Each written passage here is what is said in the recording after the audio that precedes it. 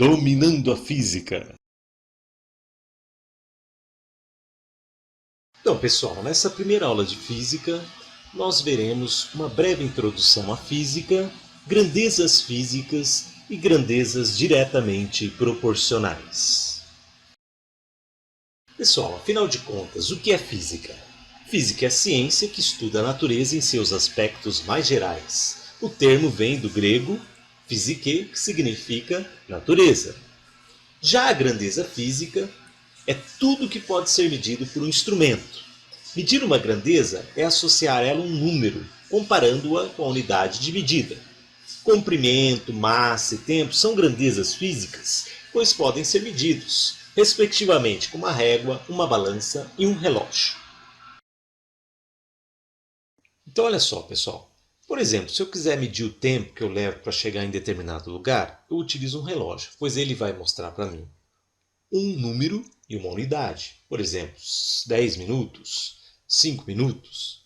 Já se eu quero medir o comprimento de um determinado objeto, eu posso usar uma trena. Vamos supor que eu medi um objeto e obtive lá 5 centímetros. Novamente, eu tive aí um número e uma unidade. Ou então, se eu quiser medir o peso. Opa, peso? Não posso falar peso. Peso, gente, é um erro conceitual. Muita gente fala, eu vou lá na farmácia pesar. Na verdade, é um conceito errado, porque peso que vem a ser na física é o produto da massa pela gravidade. Portanto, o peso ele pode variar dependendo do local onde você se encontra. Então tome cuidado com isso. A aceleração da gravidade ela altera, até mesmo na Terra, muito pouco, mas altera, conforme a altura que você se encontra. Né? Que aí a ação do campo gravitacional vai se comportar de maneira diferente. Ou em outro planeta, por exemplo, na Lua, você é muito mais leve do que aqui na Terra, na Lua, graças ao efeito gravitacional. Então, na verdade, a gente mede a massa. Então, se eu quero medir a massa do objeto, por exemplo, lá obtive 5 quilogramas, novamente eu tenho um número e a unidade. A medida número acompanhada da unidade é a intensidade da grandeza. Então, logo abaixo você vê um exemplo de um objeto, no caso aí, com comprimento L. Então, olha só. Nesse comprimento L, a gente observa que cabem várias unidades U. No caso, quantas? 5 unidades. Por isso que nós temos logo abaixo que L é igual a 5U. Lembrando que U é unidade, o 5 é a minha medida e o L é a intensidade dessa grandeza. Outro conceito importante, gente, são as grandezas diretamente proporcionais. Lembrando lá da matemática, da equação do primeiro grau, o que nós temos? O y, que é a famosa função f de x, porque está em função de x, ou também conhecida como ordenada. Temos também o k, que nada mais é do que o coeficiente linear da minha equação, ou uma constante. E o x, que é a variável da minha equação. Se para valores correspondentes de x e y vale a relação y igual a kx, sendo k uma constante que não depende nem de x e nem de y, dizemos que a grandeza y é diretamente proporcional à grandeza x.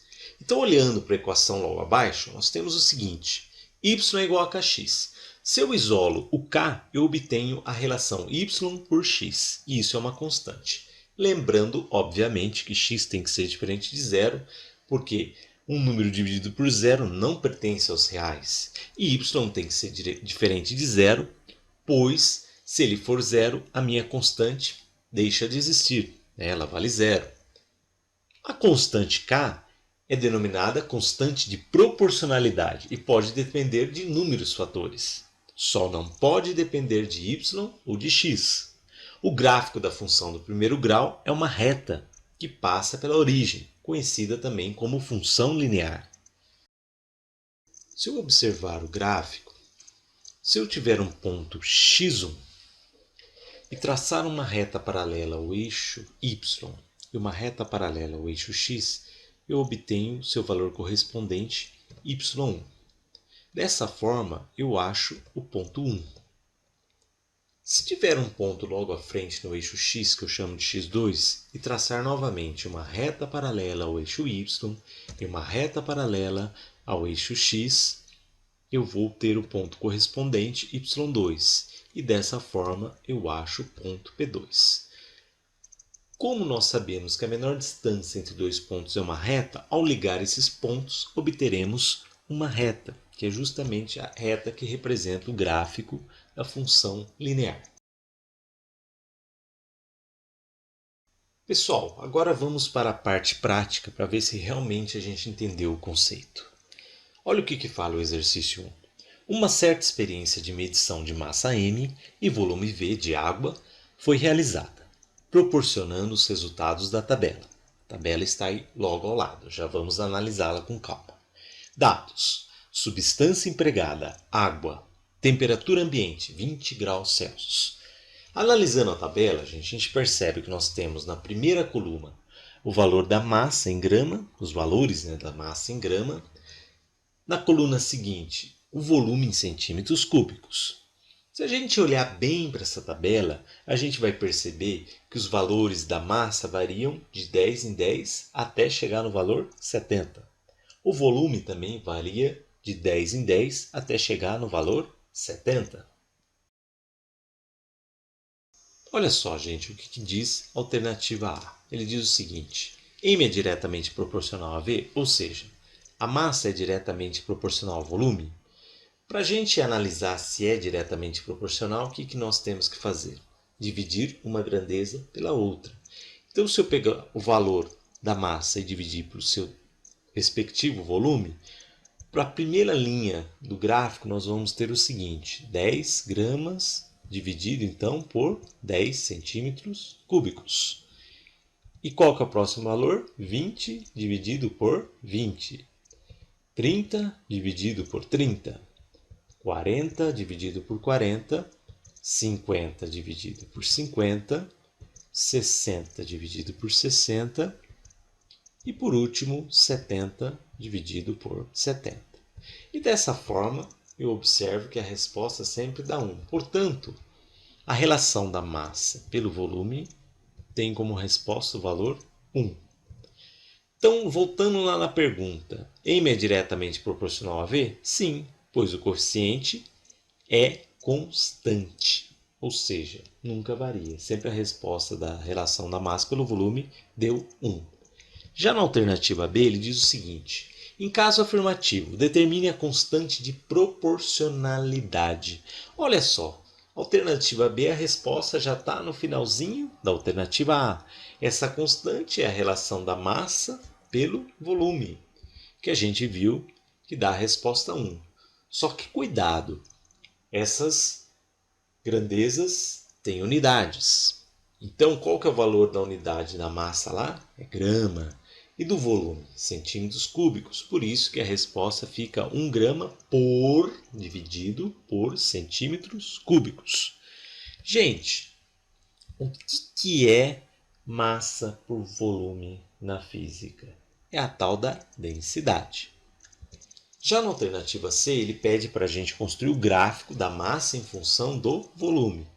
Aí isso é fácil, gente. Basta pegar os valores do gráfico, né? Na ordenada, você sabe que está trabalhando com a massa, que está em gramas. Na abscissa, o volume, que está em centímetros cúbicos. E plotar todos esses valores, achando os seus respectivos pontos. E aí você vai observar que o gráfico formado é uma reta, pois respeita a função linear do gráfico. Então, olha só, gente. O exercício 2 ele diz o seguinte: os resultados de uma experiência levaram à construção do gráfico apresentado a seguir. Se eu analisar esse gráfico, eu vou perceber que existe um valor 12 na ordenada e um valor 3 na abscissa, sendo que o zero é comum tanto para a abscissa como a coordenada. Então, desses dois pontos, da junção, desse encontro desses valores de x e y, nós obtemos essa reta. Aí ele pergunta o seguinte: estabeleça a relação matemática entre y e x. Olha só, se eu pegar o valor de y e dividir por x, se eu olhar lá para o gráfico, no ponto de cima, quem que é o correspondente em y? É o valor 12. Quem que é o correspondente em valor x? É o 3, portanto eu divido por 3. E dessa forma eu chego à relação, multiplicando em cruz, que 3y é igual a 12x. Então eu posso dizer que y é igual a 12x dividido por 3. Por quê? O 3 estava multiplicando, quando ele passa para o outro lado da igualdade, ele vai dividindo. Pessoal, eu posso simplificar isso por 3. Então se eu fizer 12 dividido por 3, em cima dá 4. 3 dividido por 3 vai dar 1. Então eu chego à conclusão que y é igual a 4x. E essa é a relação matemática que existe entre y e x. Pessoal, muito obrigado pela atenção, pela paciência. E por favor, se puderem dar um like aí, eu agradeceria muito, né, para ajudar a divulgar os vídeos. E até a próxima aula, pessoal.